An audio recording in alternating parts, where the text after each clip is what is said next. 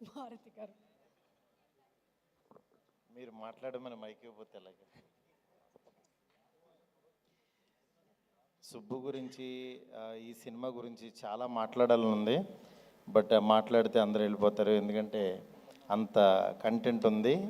But already అందరూ ఈ cinema గురించి చాలా ఎమోషనల్గా మాట్లాడారు. అందరూ మనస్ఫూర్తిగా ఇక్కడికి ఈ సినిమా సక్సెస్ అవ్వాలని వచ్చిన వాళ్ళే, డైరెక్టర్స్ కానీ ప్రొడ్యూసర్స్ కానీ అందరూ. ఈ సినిమాతో యాక్చువల్గా నాకు ఫస్ట్ సుబ్బు ప్రతిరోజు పండుగ అయిపోయిన తర్వాత నాకు తేజు అన్న ఒకసారి ఒక కథ వినాలని చెప్పి నాకు సుబ్బు నా దగ్గరికి పంపించాడు. తేజు పంపిస్తే కథ విన్నాను. కథ విన్నప్పుడే అంటే తను నిజంగా నార్మల్గా ఇలా కనిపిస్తూ ఉంటాడు, కథ చెప్పేటప్పుడు ఒక పూనకం వచ్చినట్టుగా తనలోంచి ఒక క్యారెక్టర్ బయటకు వచ్చేస్తుంది. ఆ క్యారెక్టర్ చూసి భయం వేసింది.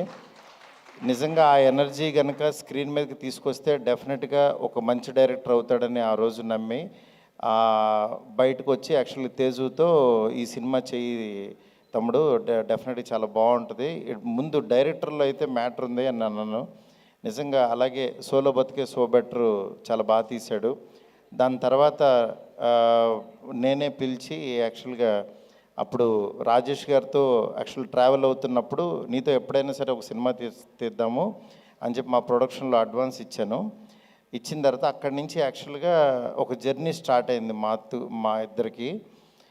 అప్పుడు స్టార్ట్ అయ్యేటప్పుడు నిజంగా తను అంటే నాకు ఏదైనా ఐడియా వచ్చినా తనతో షేర్ చేసుకోవడం, నా కథలో కూడా తను కూర్చోబెట్టడం, చెప్పేటప్పుడు చాలా అంటే చాలా ఎనర్జీగా బాగా చెప్పేవాడు. దాంట్లో నాకు ఒకసారి ఈ కథ చెప్పాడు. చెప్పినప్పుడు నేను అన్నాను, ఈ కథని ఎవరు జడ్జ్ చేయలేము, ఇది నువ్వు తీస్తే అది చూసి వెళ్ళిపోవడం తప్పించి ఏం చేయలేము అని చెప్పాను. నిజంగా ఆ రోజు తను ఏదైతే నమ్మి ఒక ఎంతూజియాజంతో తీశాడో దాన్ని స్క్రీన్ మీదకి తీసుకొచ్చాడు. తను నిజంగా ఆ కథకి అల్లరి నరేష్ గారు సూట్ అవుతారని తను నిజంగా నమ్మి దాన్ని ఈరోజు ఇక్కడికి తీసుకొచ్చాడు. నాకు చాలా హ్యాపీగా ఉంది. ఎందుకంటే ఒక డైరెక్టర్ నిజంగా తన కథని క్రాఫ్ట్ని నమ్మి తన ఎమోషన్ని స్క్రీన్ మీద తెచ్చుకోవటం అంటే it's not easy thing.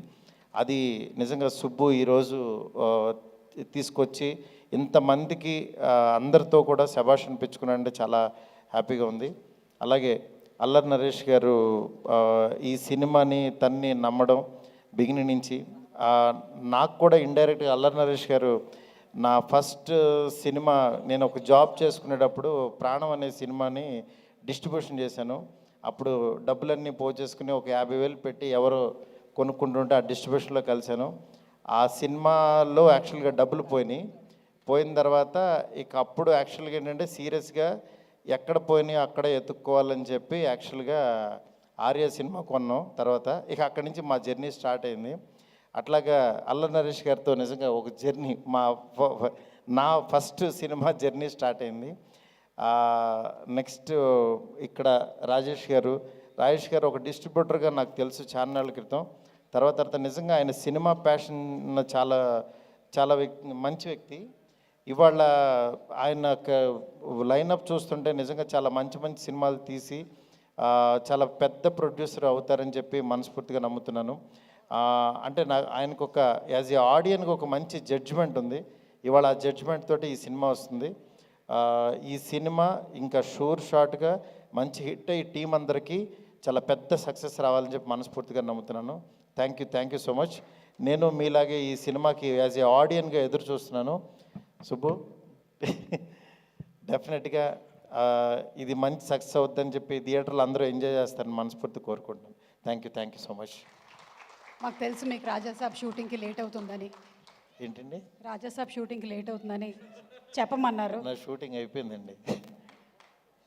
Thank you sir, thank you clarity కోసం. శ్రేయస్ మీడియా, ఎస్ ప్లీజ్ తీసుకురండి. నరేష్ గారు అండ్ కిరణ్ అబ్బవరం గారు ఒక్కసారి మా కోసం జస్ట్ ఇది యాపిల్ జ్యూసే. లేడీస్